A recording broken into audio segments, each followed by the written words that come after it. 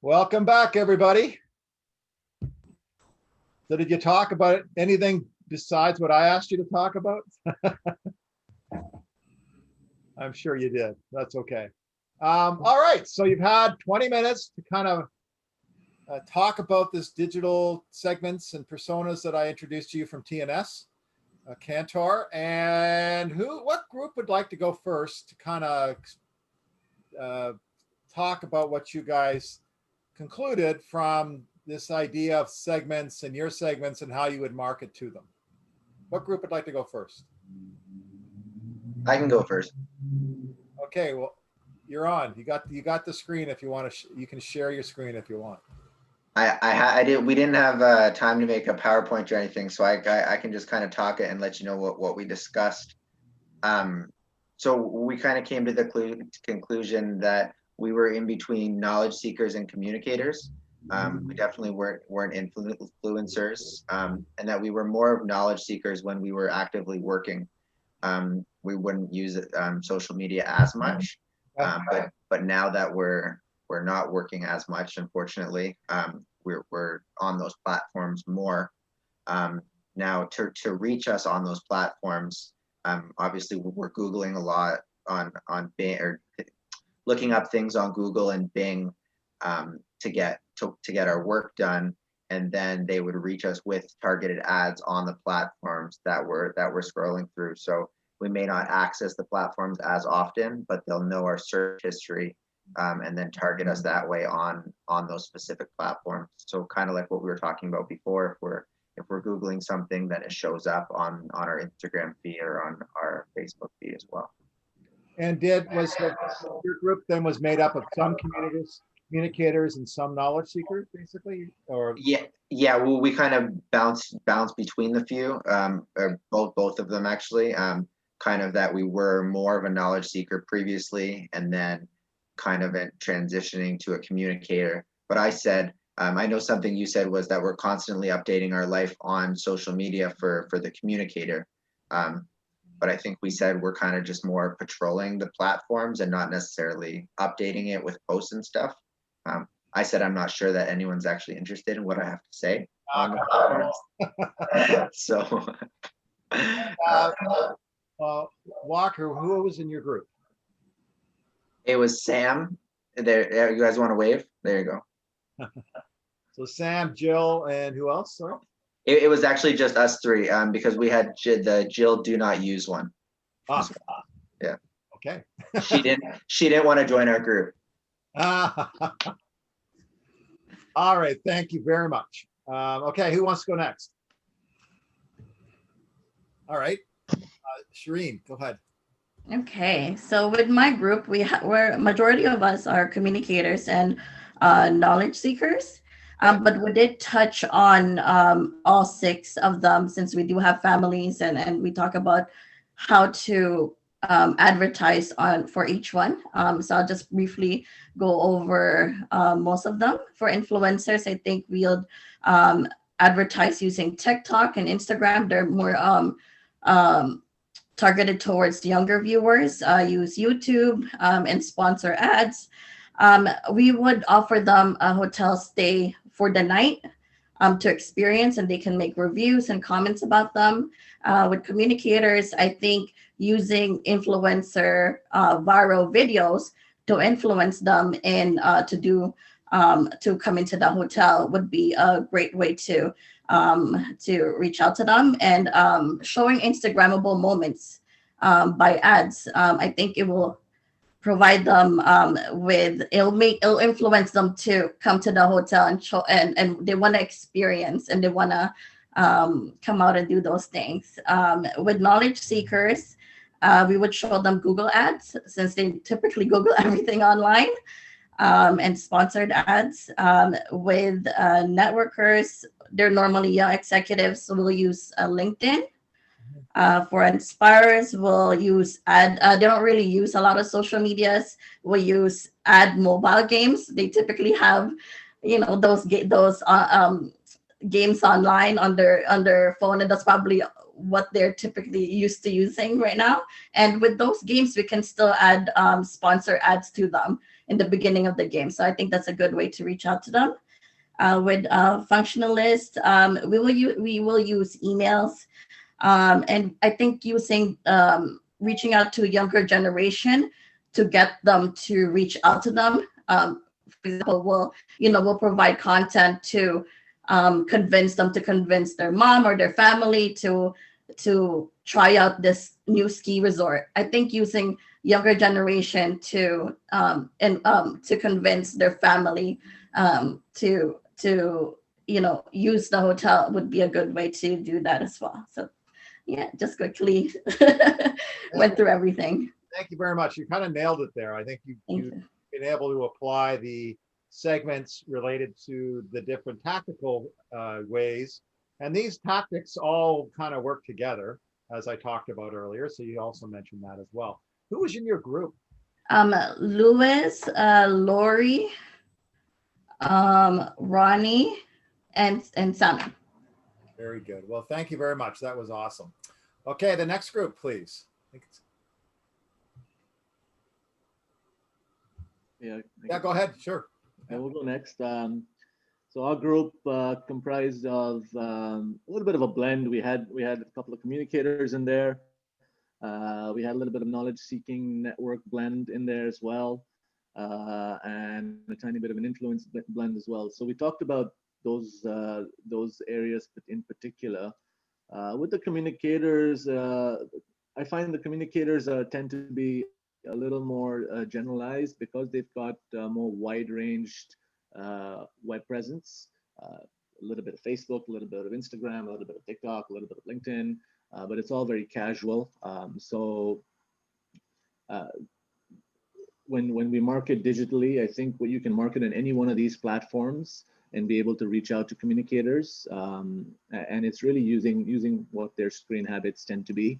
It's probably one of the easiest groups to market to because of the wide-ranging presence. They're not really using their presence to influence others, but maybe through posts like, talking about a new store that you went to recently. It's a casual comment that you make online, but it is enough to, in a way, kind of blend into that influencer category without actually doing it. Influencers, we talked about something fairly interesting. We have a lot of companies like Instacart, Uber was the example that we used, that give out these codes to all their users. They give everyone an opportunity to be an influencer, all right, by giving out these codes, which they can now share with others to get free rides. I get a free ride and you get a free ride when you sign up for the first time. And that's really interesting because companies are really using their consumers as their marketing platforms. But it's the influencer personalities that really share those codes repeatedly on their social media platforms and take full benefit of the advantages that come with that, while at the same time exposing many others to whatever that product might be. Uber as an example. From a networking perspective and knowledge seeking, definitely LinkedIn is the major tool right now. You can clearly see that LinkedIn and the ads that we receive on LinkedIn are so remarkably different to what you find on, say, a Facebook, Instagram, or TikTok. Completely different, just because of the nature of the interactions that occur on that particular platform. So that would be, I feel, the main platform for networkers and knowledge seekers.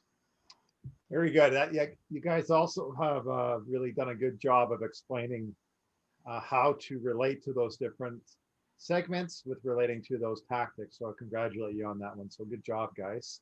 Okay, the final group. That would be us. Hi, Andrew. Hi. Our group was Rachel, Adita, Sarap, and Mikhail. We found there were 3 knowledge seekers, and we're more kind of all in that bucket. And then we had a communicator and a functionalist. We sort of spoke about how we've been impacted and how they've been able to reach us. So interesting was podcasts, whether you're listening to a radio or a recorded feed. and the could be coming from different regions, but the ads that are playing on the podcast are specific to you and your region or your channel. So they're already using that targeted approach. Yeah, listen to my podcast. Listen to my. It's on the list now, yeah. Google Ads is huge. Like, we all open it up, you search to shop for something, the top 5 kind of populate, you get Walmart, you get Amazon. So I'm sure some of these companies, and what we could do is use paid placements to bump yourself up to achieve that. Mikhail was telling us about how different countries who don't have access to all of these tools, they're still using Telegram messaging, and the same kind of tactics are being used. You get these ads that are kind of coming to you unknowingly, but they're feeding into your interest and still influencing you. Another point we got onto was TikTok and how it's kind of exploding, and it's not owned by Facebook, but tons of content that you see on Facebook is still coming from TikTok. So they're using that to create their ads or whatnot, their content, and then they're sharing it across the different platforms to still reach that big audience.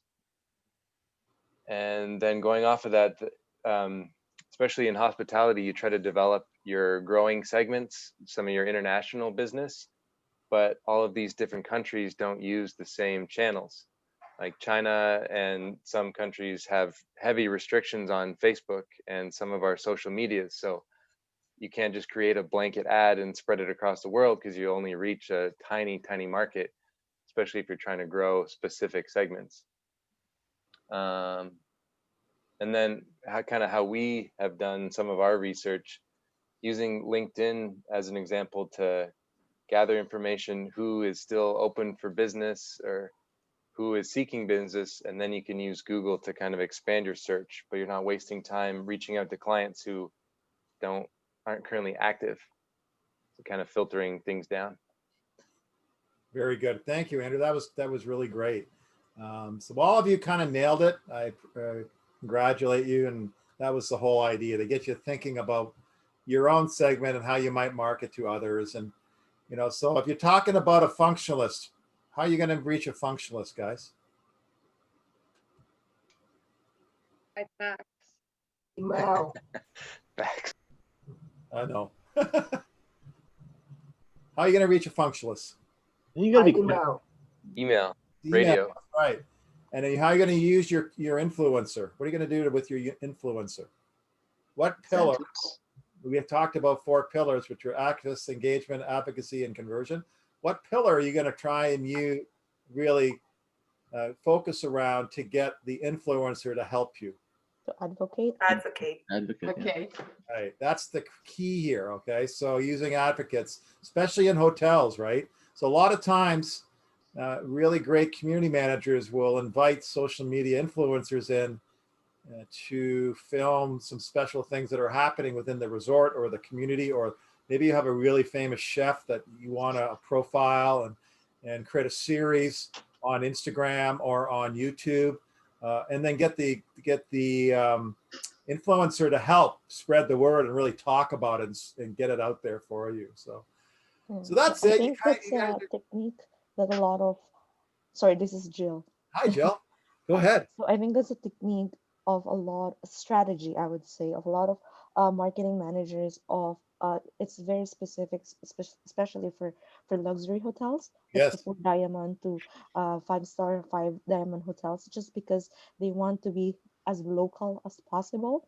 And these are like micro influencers, as what you've mentioned before. They have a 3,000 to 5,000 followers, or even 10,000, which is basically what's more of like captivating versus, let's say, so having like a local, let's say for example the Mulronis of Canada, you'd rather have them versus the Kardashians promoting your specific hotel, because their target audience and the reach within their Instagram or even Twitter are more of like local and more possibly going into your specific property. It's so true. It's more authentic. It's more real. The content that's produced is real and authentic, and people are engaged for that. So Yeah, and people like more connect because they're using their own phone. they're eating the same food that what you're gonna get when you have that experience going into that place.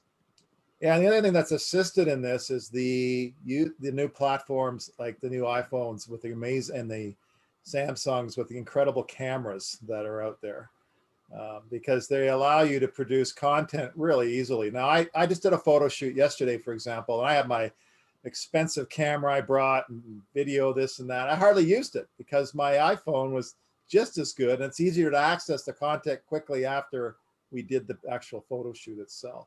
So So we had a quick discussion as well, if influencers always support the product they're advocating for, or if they're just doing it for financial means.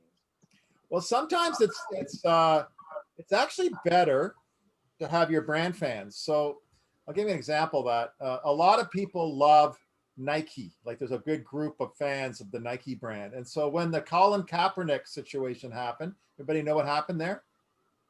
Yeah, he took a knee and he got banned from the NFL, right? So Nike bravely created a spot that talked about being brave and standing up for what's right, and that whole campaign that went out there was authentic. It was real. It was emotionally charged. It went viral because of it.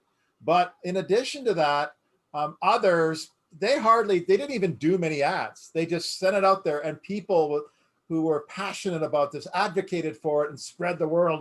And when it, kind of this whole buzz happened and it went viral.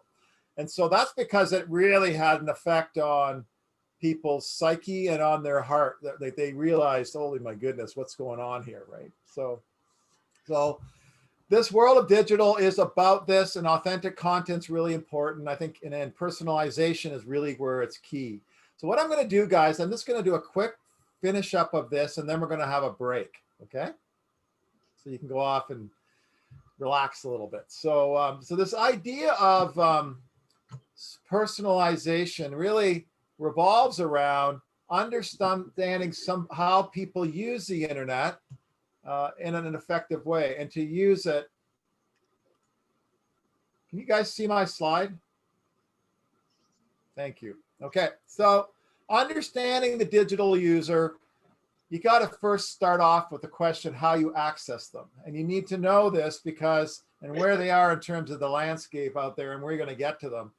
And how many people, how many people who are your customers are using their mobile devices based on their desktop throughout the day, what time of day they use their mobile devices, and et cetera, et cetera. So it used to be more difficult. It used to be simpler for marketers. Actually, a lot more difficult today. This idea of market fragmentation, fragmentation of influence, is really about meaning that it's actually a lot more choice for marketers to use to connect to the consumers, and much more touch points. And so the consumer decision is actually making the brand choice. We need to know how to connect to them. We need to connect to them to get the advocates to help us. And there's a plethora of digital channels out there that from websites to social communities to blogs to expert reviews and forums. And we have to know as marketers what we are going to do. So how do you think I make a decision as a marketer? What channel? What is the best channel, guys? What is there an answer to that? No, you're right. No, there isn't, because you have to target the specific people that you're trying to sell or advertise to. So it can be different platforms that you have to use. Yeah, I love it. You guys are getting it, because, if you're not a marketer, you ask them, oh, I think radio is the best way. Oh, I think Instagram, you have to be on Instagram. One of my clients today approached me last week, said, Ron, are we on Instagram? I said, yeah, we're really on Instagram. He said, well, I was at this talk and this social media person that was doing all these posts and that for our restaurant, this restaurant chain. And I said, oh yeah. And she says, you have to be on Instagram. Instagram's where you have to be. And I said, really? I said, so what if your customers aren't on Instagram? Right? And he goes, well, all I know is she's young and she knows what she's doing. And I said, yeah, she does, because she's speaking to the converted. Those people that are going to her restaurants are on Instagram. So that's why it's working for her. I said, so Right. So at the end of the day, you guys, that's really great that you're understanding this, but it also means you have to learn, you have to adjust. And I wrote an article in the online executive hotel magazine. I can put a link to that if you want to read it, but basically I called it digital promo flex. The idea is that marketers learn from the data, they adjust based on their consumers, how they use the products. And it's like investing in the stock market. If a channel is working for you, you can adjust the dollars and invest more in that channel, okay? And so I call that promo flex, digital promo flex. And again, I wrote an article on this if you're interested in reading it 2 years ago in online hotel executive magazine, okay? So that being said, there's these 4 pillars, right? You should all know them and use them and apply them. This is what I do with my clients, how you access them, how you engage them with great content, how you get them to get advocates that work for you and share contact, and how you convert them and use the data to help you do that. So it's a smart way, strategic way of using it. It's not just a tactical solution. You're using knowledge and information to make those decisions. So this is Anna, okay? Anna's a communicator. Anna lives online. She can't get away from her mobile device. And when she wakes up in the morning, before she gets out of bed, she checks her Instagram channel on her iPhone. That's basically what she's doing as she drinks her coffee while watching the TV in the morning. Anna also may listen while she's having breakfast to her favorite radio station on her iPad or whatever, or read the Globe and Mail on an app that she has. When she commutes to work, she loves it outside of COVID that she has access to the Wi-Fi on some of the new TTC buses and that, so that she can email, do Snapchat, Twitter, watch a video, and stream information to her while she's on her commute. And also, when she's at work, she's checking her email, but she's checking her personal email as well. You guys do that? Anybody do that? Never. When I started working and email was happening, if you did that, HR was all over you. They'd be like, stop doing that. It's not the case anymore because you can't really stop anyone from doing that. So you're also interacting with their social channels, right? Do you check your social channel at work? Yeah, right. So Anna does this too. As the day goes on, at lunchtime, she FaceTimes her best friend in London, England on her iPad because it's a bigger screen, and she has a conversation, a virtual conversation. On her commute home, she's checking out the latest deals on Kijiji and Amazon and maybe Groupon even. She may still have access to Groupon. In the evening at home, she's streaming Netflix or Prime, or she's pirating it through for different ways that she can get streaming content. She surfs the net at the same time on her Instagram channel and posts and tweets from her laptop. When she goes to bed, she goes off, checks her iPhone one more time, sets her clock, because Anna's a great example of a 20-something, a millennial, and Canadians generally know how to live online, and she does this really, really well. So this is a communicator, but this is how she lives. But if you notice, she used different platforms, different things throughout the day.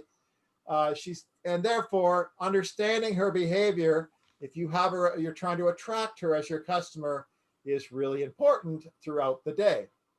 So access, engage, advocacy, and convert. Just don't forget those. I'm going to ask you in 2 weeks to remember those, okay? When we get back together again. So this is an example of, before we get into our break, this is torontoescapes.com. It's a program with Tourism Toronto. This is something I created. It's an online platform with the Tourism Toronto, Greater Toronto Airport Authority, Air Canada, and Ontario Tourism. This platform was tied into a booking engine from Tourism Toronto. It was also a platform that we used with Air Canada, and we would use social media and digital marketing in key US markets to drive traffic to this site. And we would do it, and then we would measure the success of the traffic and push different messages to different people based on the prime markets in the US, which are New York City, Boston, Chicago, and Dallas. Why are they prime markets? Because of the air access. They're the most flights that come into Toronto from those markets. In addition, we would learn from the information we had. We would serve different messages and opportunities through social media marketing. And we would do that in a way that drove a 25% sales growth in the marketplace in Toronto. We also delivered a $32 return on investment. Does anybody know what that means? A $32 return on investment? Let me give you an example. You're making $1. You're making $32 for every dollar that you're spending. Woo, awesome. Yes. So we spent $2 million. So how much money did we make? 64 million. $64 million in 1 year on a $2 million spend. Not bad, eh? Yeah, a very big yacht. Yeah. So we did this, and we tested it with all our digital forms, and then we went back to the board the next year and said, hey, can we get the budget to support this? It was like, check mark, yep, you got it, because we were able to demonstrate an ROI, which was really important, okay? So this platform, I also did a program with Muskoka Tourism, where we mostly did digital marketing through search engine marketing and social media marketing. We did digital ads to drive traffic in the bad time of the winter up in Muskoka. So we partnered with the hotels with Muskoka Tourism. My company created an animated digital platform. We served these ads and through social media and through display ads to the key people that we felt in Toronto that would want to come up to that marketplace. And we were able to measure it, and we really had over 2 million views of these various digital ads we had done. And we drove a huge number of actual bookings and visitation through this program. So these are just some specific programs I've done. Some other ones I've done with Malia Hotel and Resorts, as well as Ethiopia Airlines. We were able to develop some really great tactical social programs that drove an ROI for everybody. So that being said, it's all about better results and getting those better results and targeted results. So I'm going to come back after the break, because we're going to have a break. Okay, you ready to have a break? And I'm going to give you 10 minutes. So it's 11:15. So at 11:25, we'll be back. Yes, do you have a question? Yeah, I just wanted to ask you, the case study that you did for Muskoka Tourism, is it public? Well, not anymore. It happened 4 years ago, so it's not public anymore. It was, yeah. So did you know, so I recently had Google speak, and she's going to speak to you over the next 2 weeks, Google, and the hotels up north are jammed. You can't get a room. Now, I went last weekend to Blue Mountain because we sold my mom's house and I don't have a place to stay anymore. But anyway, and I went online to get a hotel room. Guess how much they were charging for a room at the Westin? Just guess. High 200s, 300? Three. No. 5. Between 300 to 450. Yeah, 4, 5. No. No? 650? What? 650? No. What? $1,000. $990 You're kidding me. for a king size room. I can give you my discount code. Now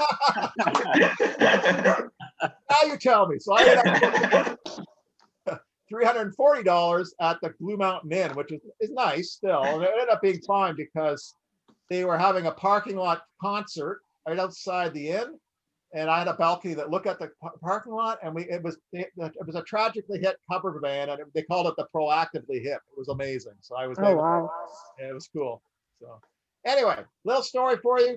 You guys have a break. We'll see you back here around the 11:26. Okay. Okay. Thanks, guys.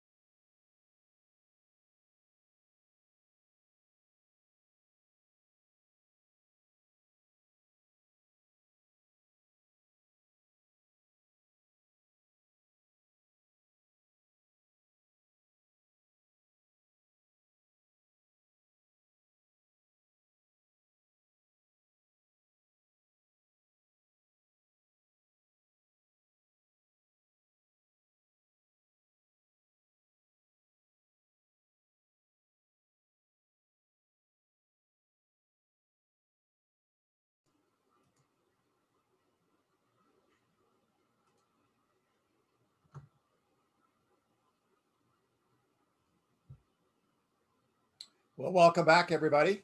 I don't know if everybody's back yet, but that's okay. We can get started. So we've been talking about personalization, about digital marketing, about e-commerce. I showed you some examples of what I have done with some success and really delivering. The key is actually delivering a return on investment. It's really the way that as a marketer, you can sell through your products and services and get noticed and also get approval for budget going forward. Because you talk to most of your management at your hotels or the executive, what are they concerned about? They're concerned about filling that hotel and they're concerned about profit, right? They talk about profit, making sure they have profitable rooms. And so when you can deliver an ROI, you're really able to it's an easy sell. No one even bats an eye, right? So it's an important thing to remember. And it's really where marketing has moved to. It used to be moved to, oh, we're gonna do a big ad and hope they come, right? So I used to be a head of marketing for Dairy Queen International for North America. You know, we'd launch a Blizzard ad and really great creative and all on network television. And we do these ads and we would wait and see what would happen. And luckily, sometimes it worked, right? Sometimes it didn't work, but there was nothing we could do once we started our ads. We couldn't get off that network television. We couldn't change anything. And it was really, really a crapshoot, to be honest. And our promo flex, which I called it, was after 6 months, let's evaluate the marketplace and how we're doing and if we should make any adjustments.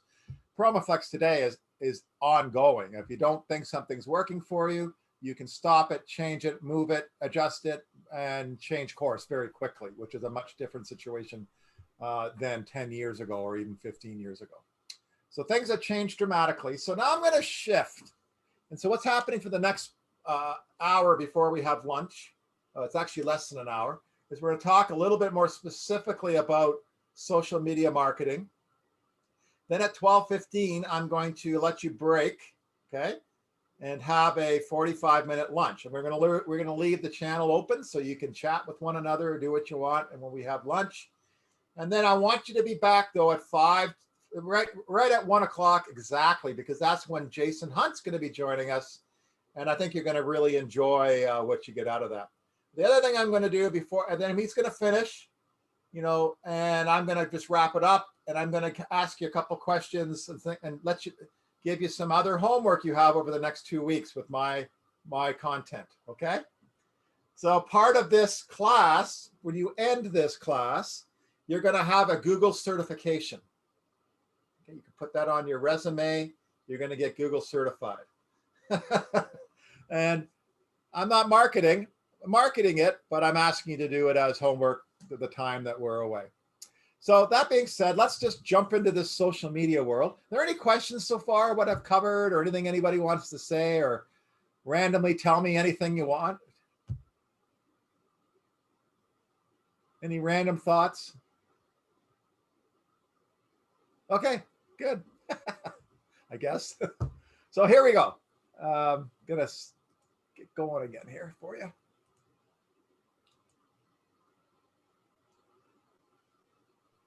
I've got a quick question for you. Yes.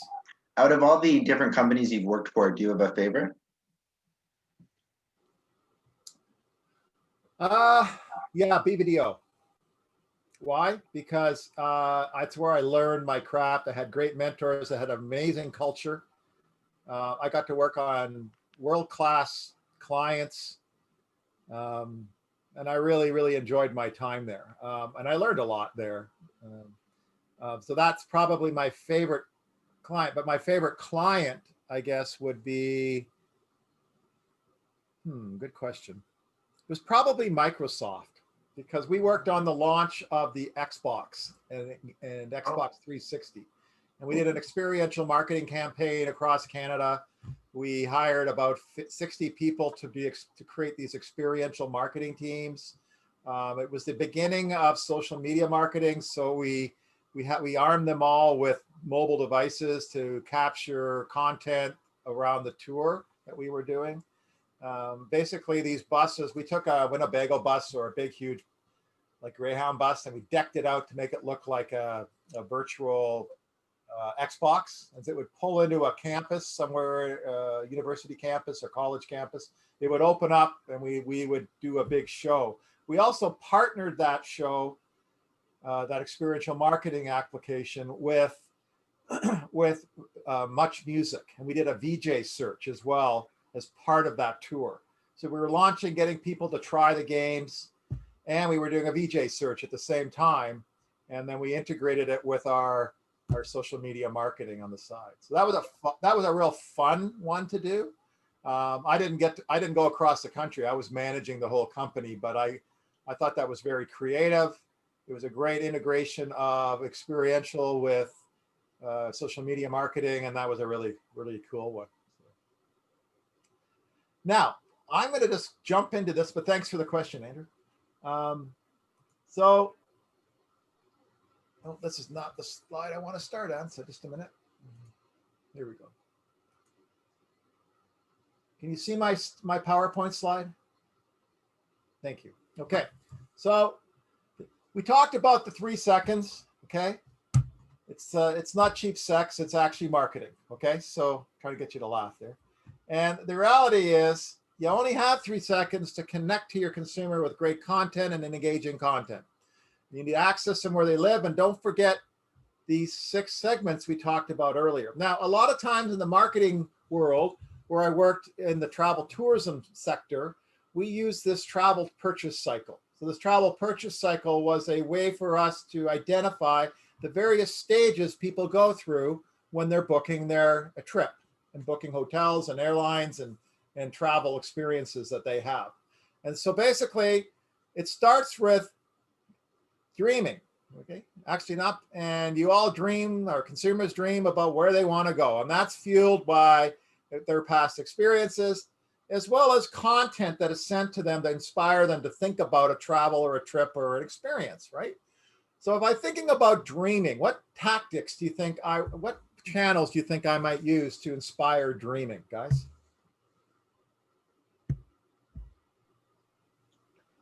Instagram? Yeah, you might use Instagram. And what form of Instagram what kind of Instagram might you do? Could do a story, perhaps, kind of embedded in the feed of your friends, get you off guard while you're dreaming. That's right. So I might use, you know, if I'm a community manager at a hotel or at a resort or a travel experience, like I might use that in a story to inspire others to come. I may try and get a social media influencer to assist me in this and really get the word out there with authentic content. But dreaming also happens by those that are actually en route. So they're at the hotel. And so some hotels use methods to get others to share content. Does anybody have an example of that to help their customers potentially think about coming to their hotel? Marriott does this very well. Anybody work for Marriott or used to work for Marriott? Yes. And what did they do, Andrew? Do you remember? Sorry, I missed the question. So the question is, how did they use social media to get in the hotel, to get the dreaming stage to start working for people? What did they do to get them, they sometimes feature their associates, so they would show them making the bed, or they show them assisting with luggage, just to sort of begin that interaction and build that rapport with, you know, their team members, to show the care and the attention. Yeah, and they actually continue. This is not part of dreaming, but they know when somebody is upset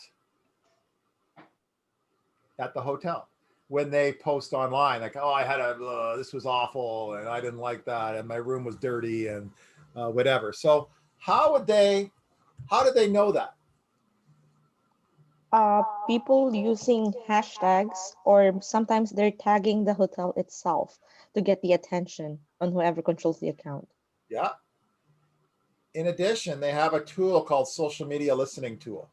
That social media listening tool allows for the hotel to monitor the hotel. That tool will tell them if someone's upset.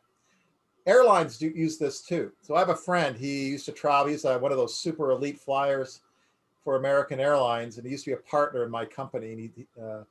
And he was on his flight, this was about 2 years ago, and his flight was delayed in Atlanta again. He was really upset. And so he got onto social media and posted, this American Airlines sucks. And he started talking about it, right? Well, sure enough, 5 minutes later, they were sitting on the tarmac. Here I am, delayed again, right? The cockpit door opens up and the captain comes out. He walks towards him and says, "Hi, Andrew, how are you?" He's like, "Oh, hello, hi, nice to, how do you know my name?" "Well, we noticed that you were complaining and upset about your flight, and we're really sorry. And I want to explain to you. Come up to the cockpit, and I want to explain to you why we have to delay the flight." He's like, "Oh, wow." So he goes up to the cockpit and they show them that the weather channel and the thunderstorms that were in the area and the issue that they were having. And he goes, "Okay, I see. I just want to get home. I understand." He goes, "Well, listen, we would you like to fly up here with us the rest of the way?" And they allowed him to fly in the jump seat, and they had to lock the door. "Oh yeah, it'd be awesome." He got to fly home, and he ended up afterwards thanking them and posting something else, and they turned that whole experience around through social media listening. Okay, so in the planning stage, I'll move back to the travel purchase cycle. In the planning stage, obviously, this is when you are deciding you're going to do some research. So what would I do in the planning stage as a hotel? What tactic might I use to inspire others to start planning with them?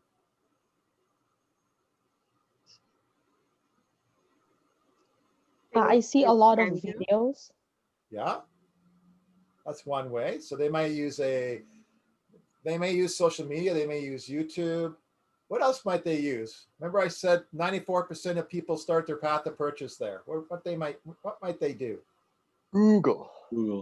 Right. So they may do Google AdWords. They may promote their hotel and target it towards people that they know are interested in their hotel. Okay.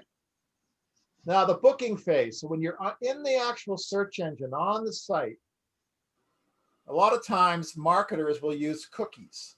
Okay, these are tracking cookies, and these cookies allow them to know where you're at within the stage of travel. So have you ever been booking something, you stop, and then later on you get an email that says, "Hey, you stopped," right? And they inspire you on. So that's what they'll do in that booking. After they book, there's an anticipation stage. And marketers typically will send emails, they'll send targeted ads, they'll send personalized messages to those in an effort to get them to upsell into other offerings and spend more money.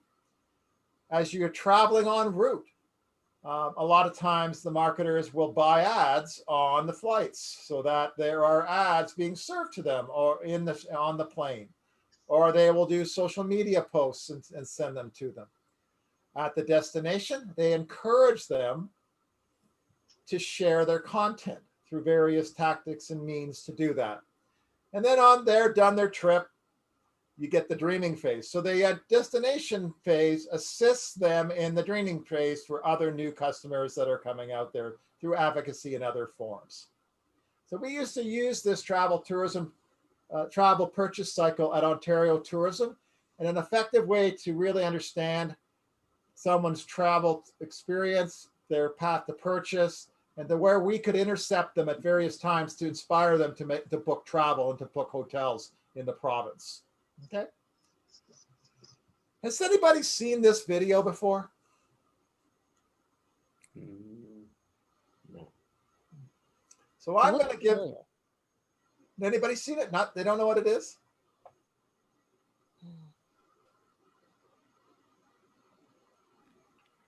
That's okay.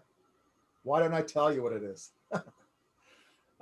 So this video is a father. He's very upset. His daughter has posted something really nasty about him and his family on her Facebook feed. Yeah. You remember? Yeah, I've seen it a long time ago. Yeah. Yes. So Samad, what happens in this? Do you remember? Doesn't he write back to her? Doesn't he isn't that a letter back to her, something like that? So I would show it to you, but it's 20 minutes long. and we're running out of time. Yeah. But it's very emotionally charged. It gets you very upset. And what does he end up doing at the end of it? Oh, I can't remember. So at the end of it, it's sort of a punchline, but you can watch this. He's so upset his daughter, and he's an IT professional. So what he had done is he had updated his daughter with all the software and new stuff. And he's so mad at her. He says, if this, I told you, I warned you once before, if this was to happen again, I was going to put a bullet in your laptop. So that's what he did. He put the laptop on the ground, pull out like a gun, and shot it 7 times. Now, this went viral, okay? So it says here 18 million views. If you look at it now, it's like 100,000 views. It went viral because it was so engaging, and there was anger and emotion, and that's what people shared it. Now, to do this in digitally is hard to do. I mean, to get viral content is almost impossible. You can't plan a viral video. It just doesn't work that way. And you have to do it in a way that you have emotionally charged information. And you can stage some things to make things go viral, but again, it's sometimes very difficult in the marketing, in the corporate commercial world. Now, as you guys talked about, there's millions of social media channels around the world. Can you believe there's this many? It's unbelievable, right? But the ones you really need to worry about are Facebook, Instagram, possibly TikTok, but I'll talk about that in a minute. Snapchat, maybe not. It's kind of going away right now. It's only for very young users. Twitter, LinkedIn, and Facebook still, by the way, because if you're going to market on Instagram, you got to do it through the Facebook platform because Facebook owns Instagram. In addition, when you serve ads, they'll serve them to people where they're living online. So you don't have to even decide what platform you're going to advertise on. They will serve it to wherever you've told them based on the information you've fed Facebook engine in the administration area and the behaviors you're looking for from your consumers. And over time, through a Facebook pixel, and our friend Jason Hunt's going to talk about that, you can track and learn from your customers and who hits your website. This is called a lookalike audience. Okay, so you're going to customize and create custom audiences and lookalike audience in Facebook designed around what you learn from your customers and their behavior online. Okay, and Jason's going to talk about that. I'm not going to talk too much about that right now, but these channels are all organized based on various functions. Excuse me. And these functions could be anything from publishing to discussion boards to microblogs to whatever. So, but the ones, as I said, you need to really think about are YouTube. You need to think about Instagram, Facebook, Twitter, YouTube. And in some markets, you're going to think about TikTok. But the problem with TikTok right now, anybody know what's happening with TikTok? They're up for sale. And why are they up for sale? Because the states wants to buy it in order to have, actually it's a Trump's idea. He doesn't want Chinese app to be spread in North America.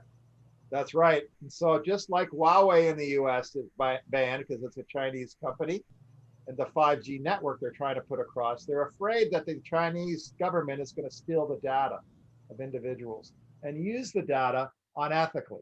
Okay, just like Russia did in the elections back in 2005.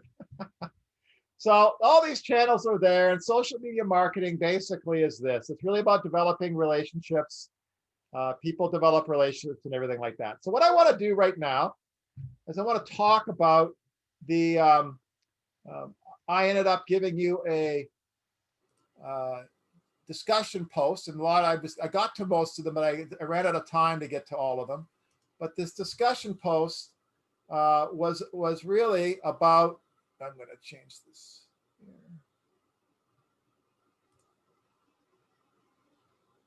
The great hack, okay? So what did you guys think of this? I saw your posts and I really appreciated those that did video and those that didn't, that's okay. What did you think of this, guys?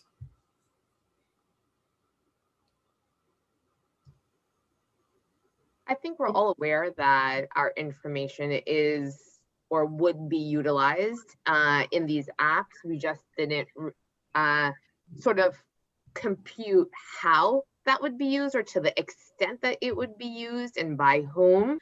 It was also interesting to come down. The one line that got me was when I think it was Steve Bannon had said, you know, the purpose of this was to create the world that certain people envisioned through division.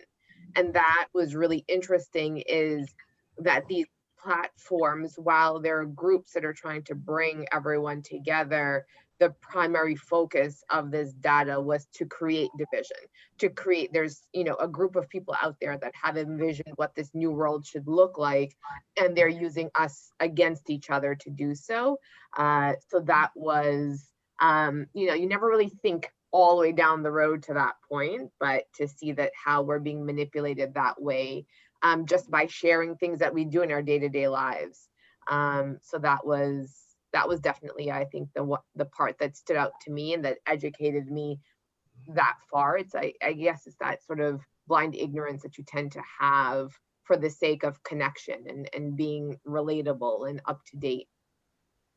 Yeah, very good. It's so true. I think that when I watched this, it whacked me over the head that you better be ethical in what you're doing with this information. And I think there's good people and bad people out there, right? There's good, right? And so, and that those people still exist on the internet. So you're going to find that some people will use this. I find it unbelievable how they changed the election in, I think it was the Dominican Republic or Haiti. I can't remember It was Trinidad. Trinidad. I could not believe that they did that they actually used a campaign of not voting because they knew the South Asian West Indian types would do what their parents told them to do. Mm-hmm. You were going to go vote. So they would be protesting, but they knew they were going to go vote because their mom and dad made them go vote. Mm-hmm. Right. And so very interesting based on information that they had learned through the channel. And I thought that was very subversive and very complicated, you know? So, hi. Go ahead. So one thing that I really remembered about the documentary is when they mentioned internet is supposed to bring us together. Instead, it's being used to pull us apart. So I think that sentence alone makes a difference because they are able to manipulate us and divide us. And I think that's really scary. It can be, yes. I think that the important lesson from a marketer's perspective, a lot of you got this is that you need to realize that you can use the data in an effective way. And we're going to learn from our friend Jason Hunt when he gets back about how they use the data to do what we call remarketing and retargeting, how they use lookalike audiences, how they track people.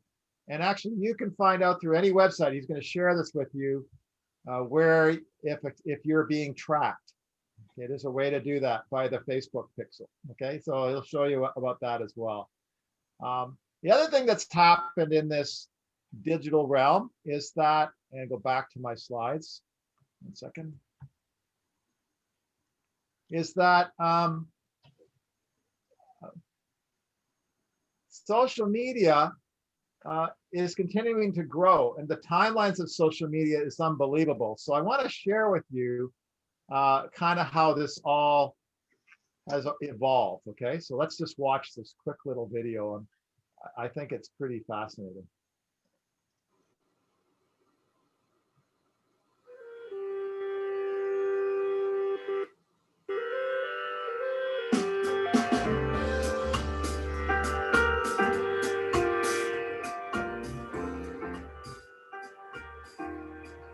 So who here had a MySpace account?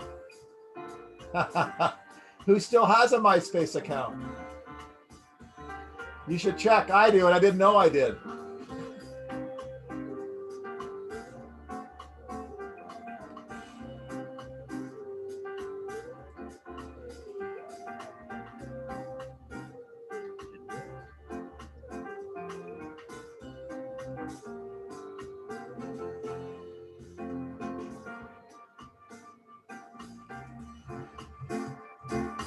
Facebook came on. I think I got my Facebook account in 2008. That was the first time.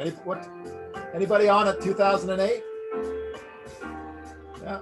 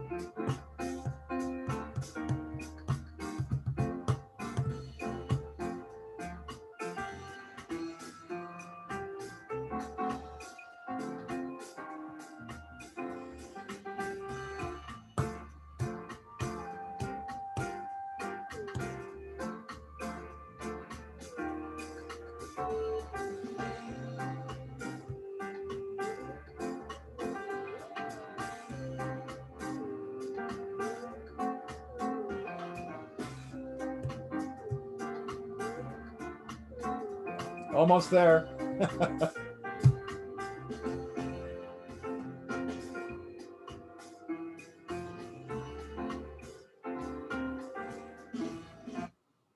Okay.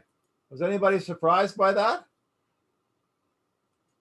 One second, I'm going to stop it here. So there's 2020, right? Facebook is still leading, but you can tell there's other channels starting to creep up. Instagram is getting a lot of action, but the reason the Facebook is still leading is because of the older population. So you guys were shocked by that, but the older populations are coming onto it, and they're really engaged with it. Not so much on Instagram because they don't have necessarily the mobile devices like the younger groups. So the younger Instagrams and the TikToks are fueled by the millennials, and the millennials in terms of their information. So I found this really interesting. And every year this changes, right? And so it's hard to say the timeline, but I found this video and I thought it's a fabulous way to share with you how things have changed and how the markets are changed. So that's why one of the ones that is really interesting is WhatsApp. Right? You have a WhatsApp channel. It's really exploded over the last year and a half, but it's growing and it's owned by Facebook. Did you know that? So Facebook again is at it. They've got kind of like these channels that are really helping them. So that being said, this digital world is, just a second here. I don't want to go through everything here. Is really important. And the key to all this is really to put together a campaign combined with organic and paid support. So organic support in Facebook marketing is the support you do for free. Now, the problem with organic support is that what happens in the organic support is you don't have a lot to work with. All you have is likes, and you can do stories. And what Facebook does is they limit, okay? They limit the amount of people they will share your information. They'll only give it to 20 to 30% of your current users out there because they're trying to drive you to doing paid support, Okay, so paid ads. So this is an example of doing an ad. So this is one that I did 2 years ago. I was promoting a sports specific training center that I was working with, SST. And what I did is you can see that the engine gives you a lot of opportunity to pick location. I should have been more targeted there, the age, the interests. And then you can go further than this, and you can add, when you're doing paid ads, you can add information like, I want you to take the people that go to my website and hit my website. I want you to serve ads to them and people that look like them. And those are called lookalike audiences. So basically you build your audience over time and it learns. You spend a certain amount of money, usually a monthly budget, and it tells you how many people you're going to reach. Okay. You use what they call a Facebook pixel to track the behavior, which will allow you to do retargeting afterwards. So it's sending them a email or another ad related to what you were trying to do originally with your ad that you put out there. You also use hashtags in your ads to spur up different audiences, okay? And so those are all important tools. And I'm not going to go too much into this because Jason is going to do this with you. Also, on the Blackboard site, I have some videos you can watch on your own time, okay? So on the Blackboard site, one second here.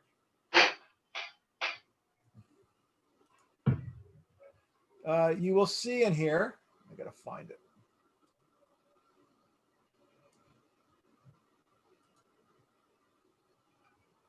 One second. So you will see in here, I gave you some videos to watch. They're very short. This will show it to you.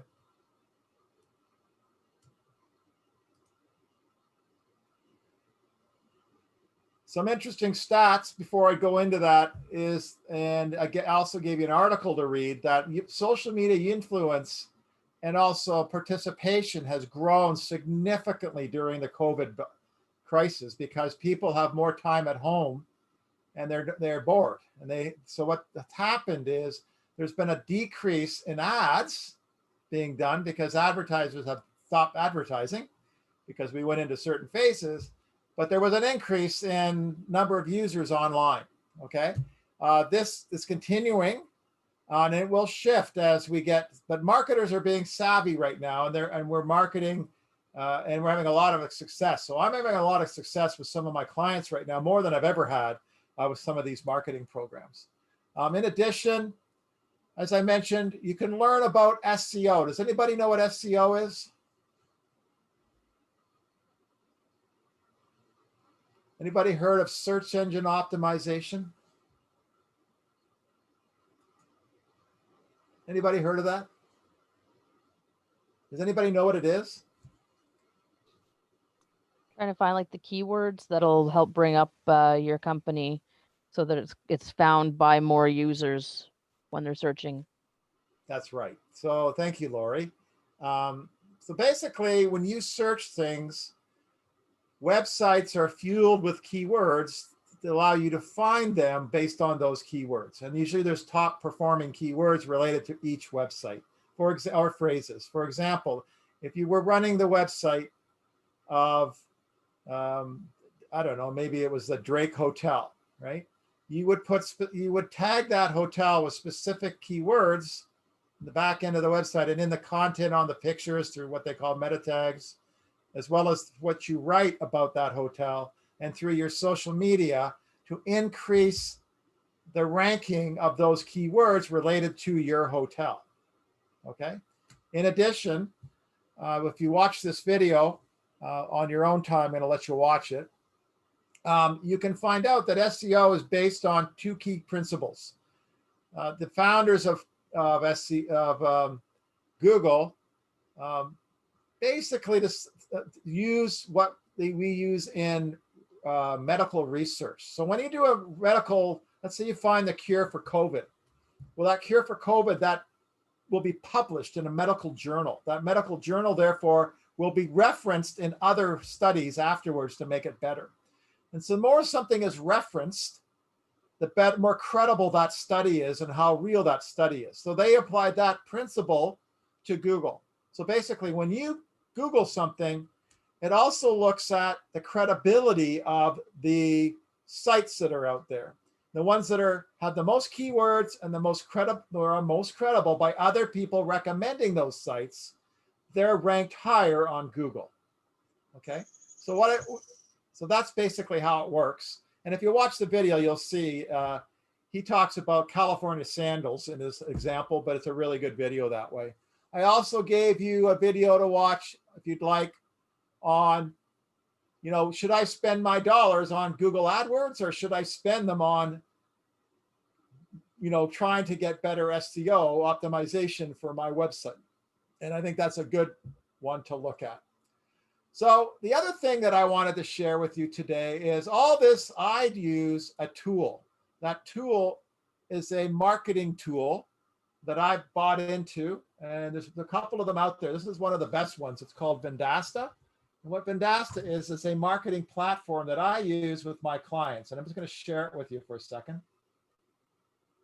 And I'm going to open it up. 1 second.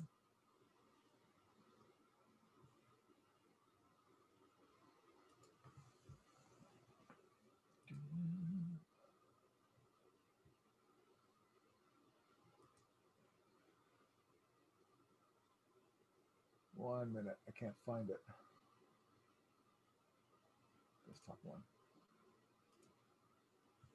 Okay, so in Vendasta, it's a marketing platform that you can see it on my screen. It comes up looking like my platform, branded platform. In here, I have all different areas, and I bought services through this platform, including Google AdWords buying, social media posting, and community management. I bought analytics in here so I can measure people's success. But if I was to look at one of my accounts, and I'll look at Tracy's wine jellies because it's a good one to look at. No, actually, I won't look at that one. I'm going to look at, let's see, these are all my clients. Just a second here. I'm going to look at, it's an auto body shop, but the reason I'm looking at, they spend a lot of money. Okay, so I want to share one that's really active. And this one is active. Let's look at pork coquillon. So when I open up the platform, it looks like this. You can see, this is my client. These are all the products that I bought through them. I bought through this platform, digital ad buying, intelligence, which measures everything we're doing. I bought from them social ad posting. So they do the posting community management for me through a virtual team that becomes my team. They act as if they work for Branded. There is something called customer voice and reputation management. So we manage their reputation through Google My Business. Does anybody know what Google My Business is? So if I Google something like hotels near me, can everybody see my Google screen? Okay. Up will come a bunch of different listings, okay? These listings, most of you get online travel agent providers, right? But if I continue along, it's still online travel providers. But the first one I get that's a hotel is the Sandman Hotel, okay? So if I hit that, it's on the second page, which is not good. But you notice what didn't come up was the Google My Business page. So what I do is I would work with Sandman, make sure they are active on Google My Business so they come up fast. I'm going to use another category like restaurants, okay? I'm going to use steak restaurant. Near me. That's a phrase. Now this is Google My Business right here.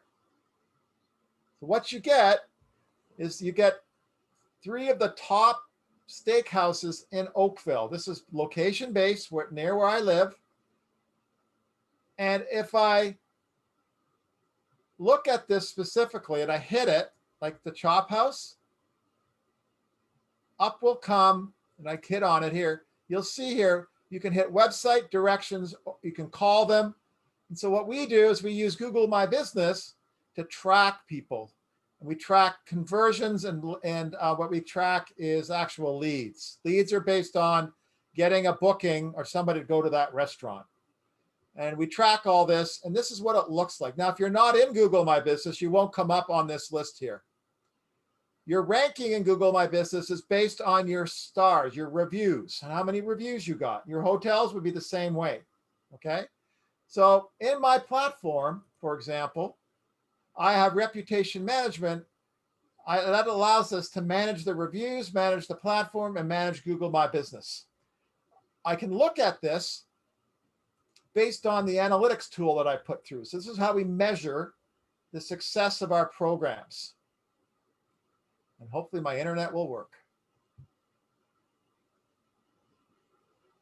So you can see here in the last 30 days, my client, if it loads, come on, load.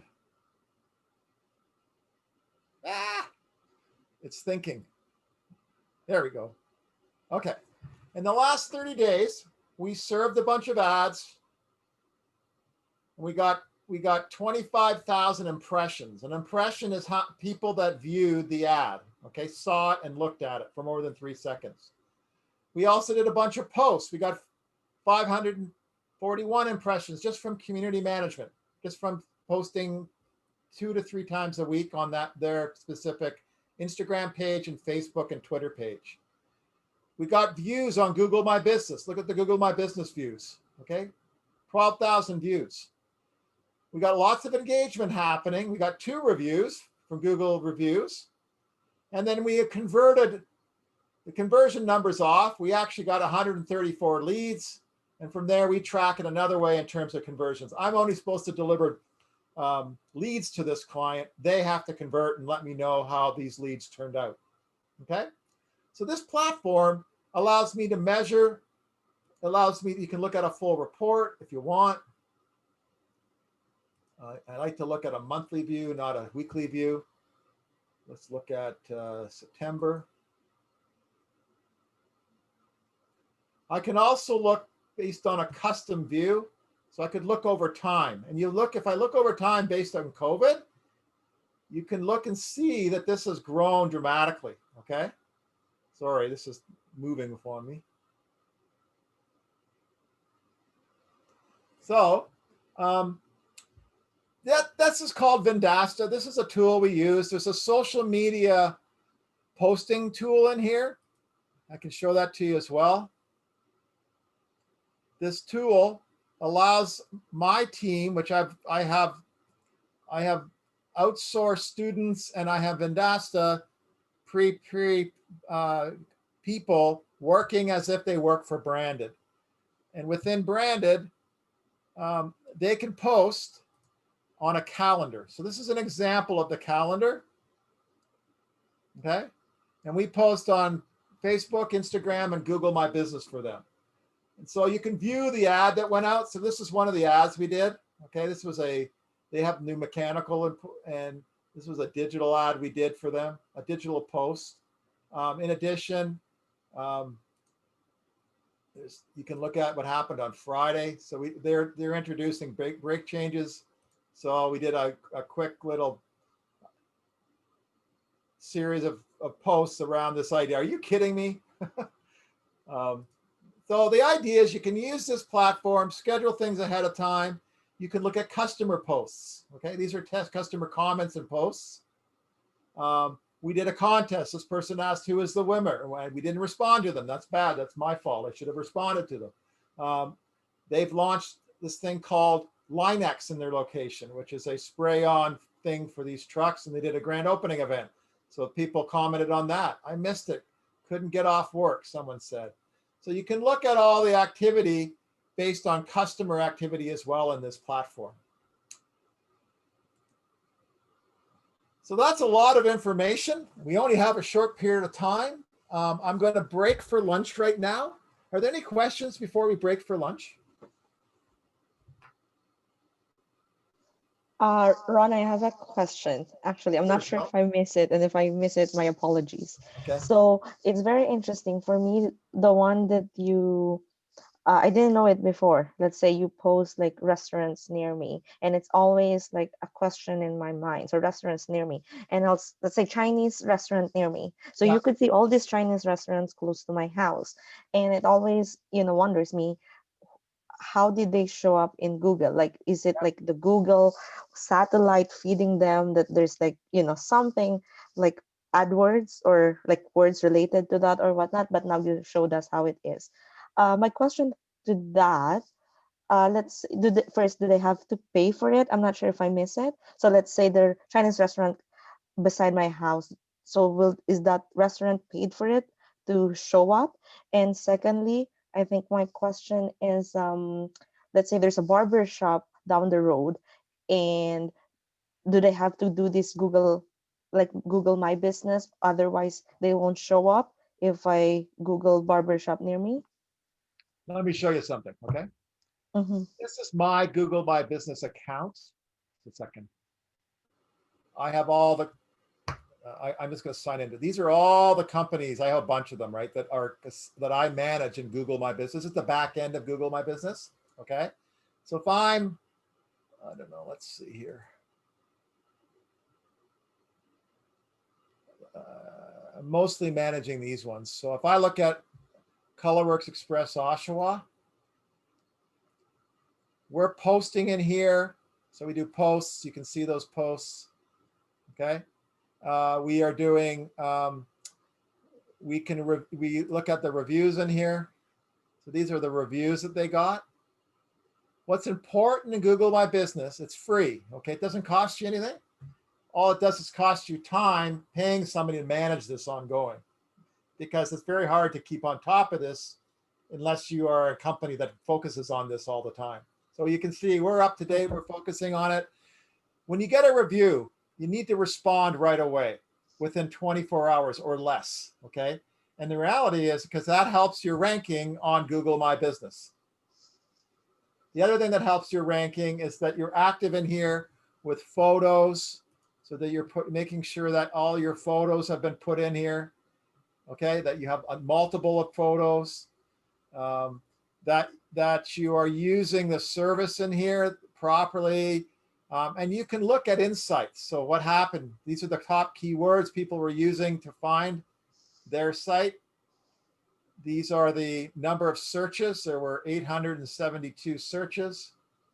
It breaks it down based on direct searches, branded searches, or discovery on keywords. This is the type of traffic we got. And listing, like listing on a search or on a map.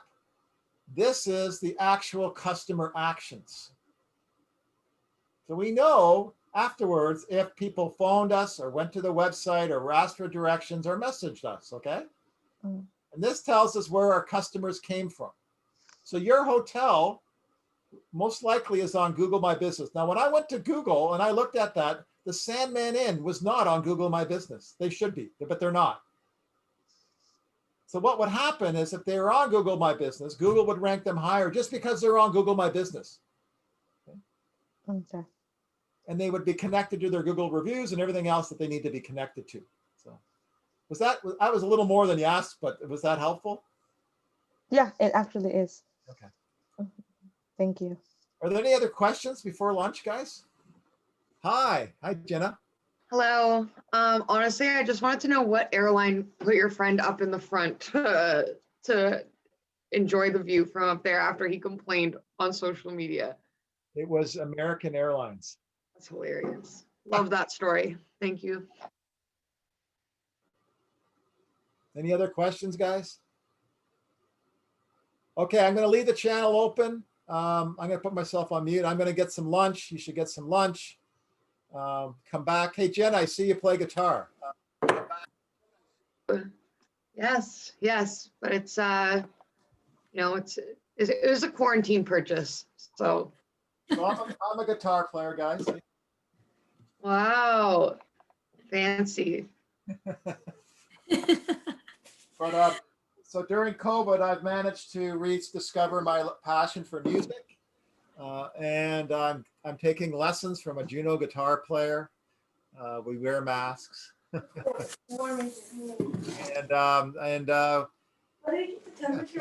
you can find your passion back in COVID. There are good. I didn't turn it on.